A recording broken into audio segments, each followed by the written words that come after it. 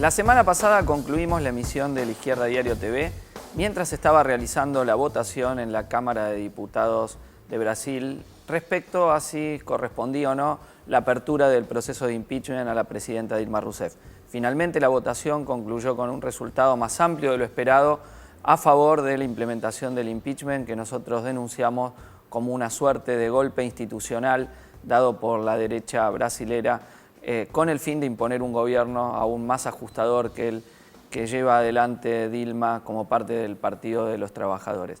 Al respecto, estuvimos conversando con Pedro Briga. ¿Cuál es tu evaluación después de la votación realizada en la Cámara de Diputados en Brasilia el domingo pasado, autorizando la continuidad del impeachment contra Dilma Rousseff? A mí me parece que cualquier persona que haya seguido de cerca lo que está pasando en Brasil se da cuenta que acá el tema no es la corrupción, sino que el tema es destituir a Dilma Rousseff. Creo que uno de los diputados lo dijo de manera muy clara. Fuera Dilma, fuera Lula, fuera el PT. Lo que quieren las clases dominantes, la derecha en Brasil, es directamente destruir al PT. No confían en ese partido que sigue teniendo bases sociales obreras, campesinas, incluso capas medias, que por más que aplique políticas neoliberales, no es del palo, como se dice, no es de ellos, no lo pueden comprar totalmente. Entonces lo que tienen que hacer es destruir a ese partido, evitar que Lula se pueda presentar en el 2018 como candidato a la presidencia, porque hasta hace semanas atrás Lula era imbatible en cualquier encuesta, entonces también tienen que destruir a Lula. Y creo que el hecho de apartar a Dilma Rousseff de la presidencia justamente responde a este objetivo. Hay sectores que han tenido una visión positiva respecto de toda la operación conocida como Lavallato, ¿no? Pero cuando uno bucea dentro de lo que ha sido esta operación, ve que en los mismos departamentos de Petrobras se centran en los actos de corrupción que han realizado las translatinas brasileñas, pero no se han metido con los actos llevados adelante por las empresas multinacionales norteamericanas y de otros orígenes, ¿no? Creo que eso nos habla algo de la intencionalidad que ha tenido esta operación. Sí, además hay que recordar que a Dilma Rousseff ahora no se la juzga ni por Petrobras, ni por el Mensalao, se la juzga por algo del presupuesto y asignación de recursos como presidenta. Por eso justamente el PT dicen esto es ilegal, no hay crimen de responsabilidad, como dicen los brasileños, porque justamente ella no ha cometido un crimen.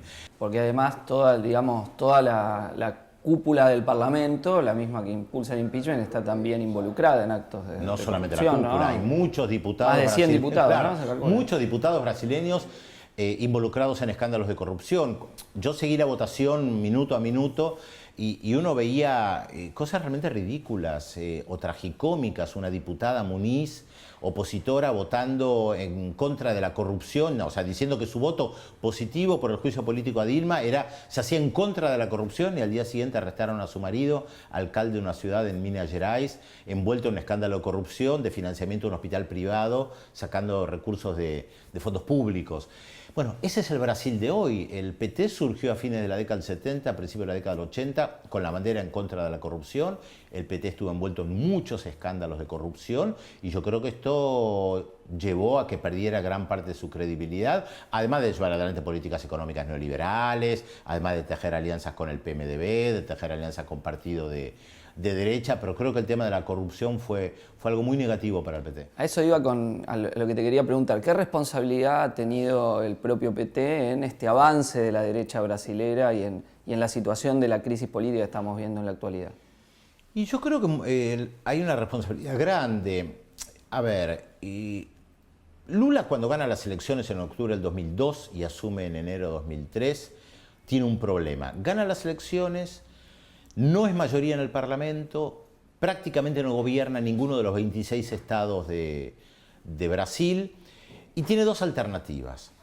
O negociar pactando con el principal partido, que es el PMDB, para mantener una gobernabilidad o institucionalidad, o seguir un camino que siguió en ese momento Chávez en Venezuela, que es convocar una asamblea constituyente, generar hegemonía política en la Asamblea Constituyente y después convocar nuevamente a elecciones para ganarlas. O sea, buscar aprovechar el éxito político y la gran credibilidad que tiene por ganar las elecciones para refundar el país. En ese momento el único que lo había hecho era Hugo Chávez. Después lo hicieron Correa y Evo Morales en Bolivia. Correa, hay que recordar, llega sin candidatos a diputados, llega solo, gana la presidencia solo. ¿Cómo hace para gobernar? O negocia y pacta con la derecha, o lo que hizo Correa es disuelvo el Parlamento, convoca una asamblea constituyente, gano por amplia mayoría, aprovecho, tracciono los votos hacia mi persona, gano la asamblea constituyente, consolido poder en la asamblea constituyente, formo nuevas organizaciones políticas, convoco elecciones generales y las gano por amplia mayoría. Y es lo que hizo Rafael Correa. Yo creo que Lula no se atrevió a hacer eso, pactó con el PMDB y uno puede decir que cavó su propia fosa, porque en algún momento era previsible que el PMDB o algunos aliados de derecha lo iban a traicionar. Una vez que el PMDB se da cuenta que por diversos problemas ese barco se hunde, lo abandona y se pasa a las filas de la oposición. Sí, incluso algunos de los diputados que hicieron el fundamento de voto más reaccionario el día domingo eran hasta ayer nada más aliados de la bancada oficialista, ¿no? Exactamente. Y otra cuestión también, cuando Lula en su comienzo toma medidas políticas, económicas que van en contra de lo planteado históricamente por el PT, también hay rupturas dentro del PT por izquierda, creo que todos entendemos cuando decimos una ruptura por izquierda, y pierde una base importante de diputados del PT, pierde algunos dirigentes históricos. Es más, yo creo que en su momento había sido Frei Betto el que había dicho que el propio Lula destruyó el PT. Creo que ahora hay una situación novedosa, el PT está movilizando, los movimientos sociales se están movilizando, la izquierda que se fue del PT salió en contra de lo que llaman el golpe, o sea, votó en contra del juicio político. La pregunta es, a mi juicio, ¿qué va a pasar ahora en las calles? Yo creo que la oposición, enceguecida por su afán de destruir a Dilma, a Lula y al PT, abrió una caja de Pandora, porque ya el PT dice que el gobierno surgido del desplazamiento de Dilma Rousseff va a ser ilegal e ilegítimo, y esto implica que se van a oponer a la presidencia de Michel Temer. Bueno, vos mencionabas, ¿no?, el camino que tenía Lula y lo ponías al camino de Chávez. Sin embargo, también uno puede ver que en Venezuela el gobierno de Maduro tiene una crisis muy grande, sí, ¿no?, y una pérdida de legitimidad importante.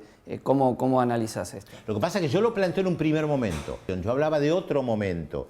Es verdad, y siempre lo dije, que son gobiernos contradictorios. Bueno, como todo gobierno es contradictorio, con medidas que han sido muy importantes para los sectores populares y otras que han favorecido concentración de poder económico. Se podrá discutir si las medidas o no son correctas, cada caso también es particular, lo que ha tenido que enfrentar Chávez, Evo Morales, Correa ha sido diferente. Creo que todos tienen un punto en común y tiene que ver cómo las derechas en América Latina han comprendido que ya no pueden recurrir al golpe de Estado tradicional y que hoy tienen que utilizar la estructura jurídica histórica de estos países para acusar a los gobiernos de violar a la Constitución, de ser ellos quienes en realidad están violando la ley. Uno ve la prensa reaccionaria brasilera, ¿no?, y verdaderamente tiene euforia, en el sentido, por lo menos han alentado y han sido un factor clave en el impulso del golpe institucional. Ahora uno ve la prensa imperialista y hay mucha más cautela, como que no hay una situación de una gran alegría diciendo, bueno, ahora vamos con un gobierno nuestro, ya está solucionado. ¿A qué atribuís esta diferencia? Porque creo que la derecha brasileña, tanto política, jurídica como mediática, están eufóricas porque pueden sacar al PT del poder. Y ahí es donde yo digo, están enceguecidos y no miden los riesgos.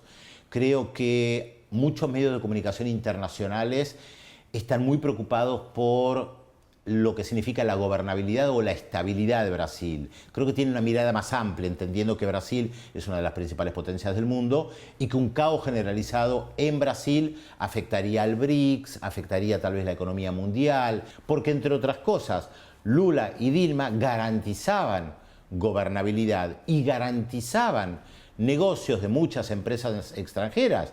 Lula no era un gobierno anticapitalista, Dilma no es un gobierno anticapitalista. Por lo tanto, tanto los mercados financieros que pudieron hacer negocios en Brasil con economistas neoliberales al frente del Ministerio de Economía, no ven a Lula como un enemigo. Sí, es verdad, puede no gustarle la alianza con Chávez, con Kirchner, pueden no ver con buenos ojos UNASUR o la posible creación del Banco del Sur, pero nunca vieron a Lula desde que asumió en el 2003 como un enemigo potencial, como sí puede representar o podía representar Hugo Chávez, en menor medida Correa o Evo Morales. Digo en menor medida porque son dos países menores en el escenario internacional. Y uno puede pensar también que el gobierno de Temer, ¿no?, en caso de asumir y continuar el proceso de impeachment, sería un gobierno muy débil, ¿no? Porque más es que eso es lo que de... le preocupa, justamente. Temer no garantiza estabilidad. Ahí está, por eso yo remarqué, cuando la CUT o los diferentes movimientos sociales o el PT dicen no vamos a reconocer a este gobierno, lo que están diciendo es que se le van a oponer. Y se le van a oponer en las calles, dado que el Parlamento ya no va a ser un ámbito considerado por ellos legítimo. No, y además porque si uno ve, parte del descontento con Dilma estaba justamente basado en las políticas de ajuste que había aplicado, ¿no? Si el gobierno que viene va a reforzar eso, es probable que tenga una fuerza. Exactamente, lo que pasa es que el gobierno de Dilma tenía un discurso contradictorio. Por un lado, llevamos adelante políticas de ajuste, pero es en beneficio de las mayorías. Y como provenimos de un partido o de movimientos sociales que representan a las mayorías, bueno, créannos. La derecha no. La derecha tiene un discurso claro, no dice representar a las amplias mayorías por sus bases sociales, por más que el discurso diga que esto va a ir bien para el país, es mucho más clara, mucho más directa. En este sentido, uno puede pensar que va a haber choques, pero en política nunca se sabe. Bueno, Pedro, muchísimas gracias. Gracias a ustedes, un gusto conversar con ustedes. Después de la conversación con Pedro Brigger, sociólogo y analista internacional, sobre la situación abierta después de la apertura del impeachment contra Dilma Rousseff, estamos ahora con Daniel Matos. Él es miembro de la redacción de Esquerda Diario de Brasil y del Movimiento Revolucionario de los Trabajadores de ese país. ¿Qué tal, Daniel? ¿Cómo estás? Queríamos conversar en particular sobre las distintas posiciones que se han planteado en la izquierda que no pertenece al Partido de los Trabajadores, la izquierda no petista en Brasil, respecto de del proceso, ¿no?, de impeachment y la crisis política abierta en Brasil. ¿Qué nos puedes decir al respecto? En general, podríamos dividir en tres posiciones, tres grandes posiciones en rasgos generales. Una sería del sector de la izquierda, que se recusó a reconocer que hay un golpe institucional en curso y a rechazar ese golpe institucional, y defendió elecciones generales mezclado con la suerte, con una especie de que se vayan todos, que en la medida en que no hay ni un movimiento de masas, ni un movimiento de los trabajadores, de la juventud independiente para voltear el gobierno por izquierda, terminó haciendo el juego a la derecha, que es quien hoy tiene fuerza de hecho para voltear el gobierno con la campaña de destituyente y el impeachment. Esa izquierda terminó aplaudiendo el impeachment, la votación, esa votación reaccionaria que vimos en el Congreso. En esa posición está el Partido Socialista de los Trabajadores Unificado, que es un partido que no tiene representación parlamentaria, pero tiene un peso en un sector minoritario de sindicatos en Brasil y está en una central sindical opositora. Con lutas, ¿no? Se llama Con Lutas, Central Sindical y Popular Con Lutas, y la ex candidata presidenta del Partido Socialismo y Libertad, el PSOL, Luciana Genro, que es de una corriente que se llama Movimiento de Izquierda Socialista, que es una corriente interna del PSOL, pero una corriente minoritaria del PSOL. Del otro lado, la otra posición que hay es la del el sector que reconoce que hay un golpe institucional, que es la mayoría del PSOL, del partido de Luciano Genro, la mayoría del partido, que reconoce que hay un golpe institucional, rechaza ese golpe institucional, pero lo hace en clave seguidista del PT y defendiendo la democracia tal como es hoy. La tercera posición, la posición que nosotros levantamos del MRT, es una posición que rechaza el golpe institucional, está peleando para rechazar el impeachment, para luchar contra el impeachment, el golpe institucional, pero desde una posición independiente del PT y apoyándose, luchando por que ese rechazo se dé con la movilización independiente de los trabajadores de la juventud y con los métodos de la clase obrera. Nosotros defendemos esa posición, nosotros no rechazamos el golpe por los mismos motivos del PT. En primer lugar, porque el PT fue quien abrió el camino para todo eso que está pasando hoy, para ese avance reaccionario, esa ofensiva de la derecha. Temer mismo fue su candidato a vicepresidente, ¿no? No nos olvidemos. Claro, en primer lugar, la gente quizá no tenga claro, pero los depoimientos más reaccionarios que hubieron en la Cámara de Diputados por el impeachment no eran de diputados de la oposición, eran diputados que hasta un mes atrás eran base del propio gobierno. O sea, y por otro lado, el gobierno Dilma, mientras en 2014, cuando hubo las elecciones, prometió que haría un gobierno no de ajustes y polarizó justo para ganar la elección de la derecha. Dijo que la derecha implementaba los ajustes, ellos no. El primer día siguiente del gobierno empezó a implementar un duro ajuste, que es lo que hizo perder toda su base social de sus electores. Y por otro lado, el PT, en la dirección de los movimientos sociales y de los sindicatos, a lo largo de ese periodo, impidió que lucharan en contra de los ajustes de su propio gobierno, aislando y traicionando las luchas, dejando las luchas aisladas o las traicionando siempre que salieran del control. Para nosotros, la lucha en contra el golpe, la lucha en contra el impeachment, se da en primer lugar con los métodos de independencia de la clase obrera y en segundo lugar de forma inseparable la lucha en contra los ajustes que están siendo implementados tanto por el gobierno del PT cuanto por los gobiernos provinciales de la derecha y que va a seguir siendo implementado ahora por el gobierno que viene si se consolida el impeachment en el Senado, el gobierno de Temer, del vicepresidente. Se conoce quizá menos a nivel internacional que en Brasil hay procesos de luchas y movilizaciones muy importantes mientras está en pleno desarrollo la crisis política, ¿no? En particular en Río de Janeiro viene habiendo una huelga muy importante de los docentes y también ahora la toma de colegios secundarios. Sí, ya son un mes y medio de lucha que unifica todos los sectores de la educación, docentes y esas 171 colegios tomados. Y lo que llama más la atención es lo siguiente, tanto el PT, todas las marchas, los actos que el PT hizo a lo largo del país en contra del impeachment,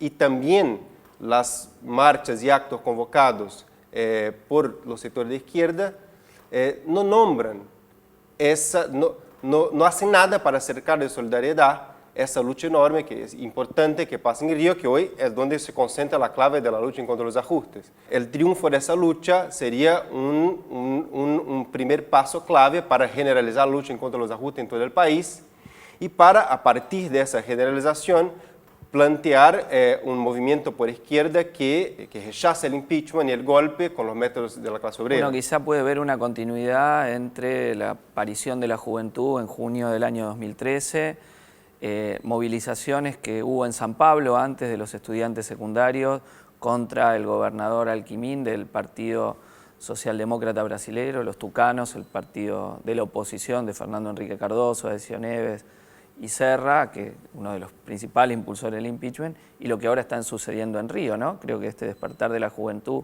es un dato. ¿Cómo lo ven ustedes del MRT? Sí, junio tiene dos expresiones. Las manifestaciones de junio de 2013 tuvieron dos tipos de desvío. Un tipo de desvío fue ese que se vio, una capitalización por derecha, con el sentimiento anticorrupción que se refleja en las marchas del 13 de marzo, que dieron la base para la base de las relaciones de fuerzas, que establecieron las relaciones de fuerzas que permitió el impeachment. Y el otro es ese sentimiento, o sea, la huelga de resistencia, las luchas juveniles que siguen habiendo y que demuestra que, que el movimiento de los trabajadores y de la juventud no está derrotado, muy al revés. Todavía el sentimiento de la lucha por el boleto gratuito, el sentimiento por la lucha por más derechos, ese sentimiento va a tener que ser derrotado con lucha de clase por el nuevo gobierno que busca se establecer. O sea, el gobierno Temer, ya todas las articulaciones del nuevo gobierno que surgen, ya se dibuja un gobierno mucho más a la derecha, que va a intentar implementar reformas neoliberales, que incluso que ni Dilma ni Lula, incluso ni el gobierno anterior de los 90, el FHC, consiguió implementar, pero que para pasar van a tener que enfrentarse con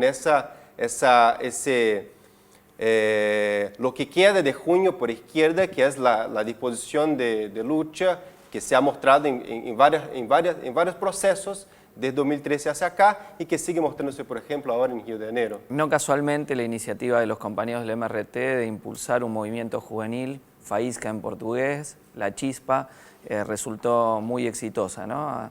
Así que, bueno, vamos a esperar el desarrollo de una crisis política que va a continuarse en Brasil, que seguramente va a dar lugar a nuevas luchas de los trabajadores, de los sectores juveniles, y ahora con el foco puesto en enfrentar lo que es un golpe institucional reaccionario.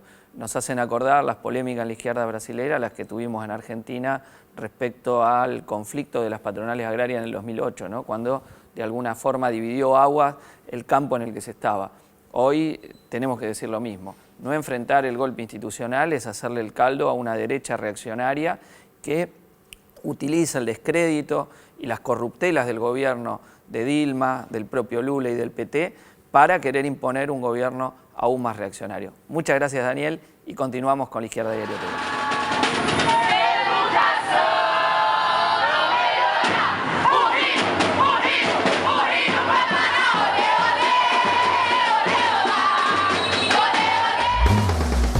Llegamos al final de La Izquierda Diario TV, un intenso programa tuvimos hoy. Cristian, fue realmente importante todos los invitados y los temas que hemos tratado a lo largo de este programa de hoy, ¿no? Sí, Brasil, Argentina, corrupción de los sistemas políticos, intervención del Partido Judicial brasilero y argentino, intentos de instrumentalización de los casos de corrupción por parte de las derechas.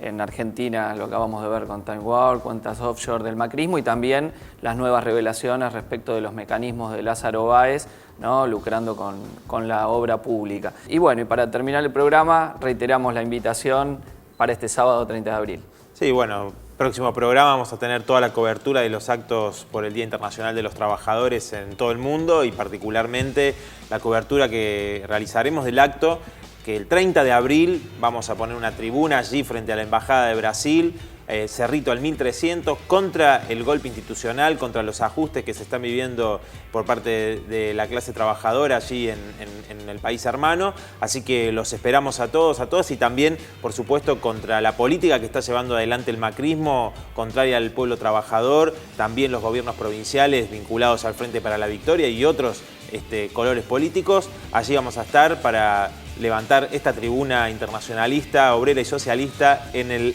aniversario Día Internacional de los Trabajadores. Los esperamos.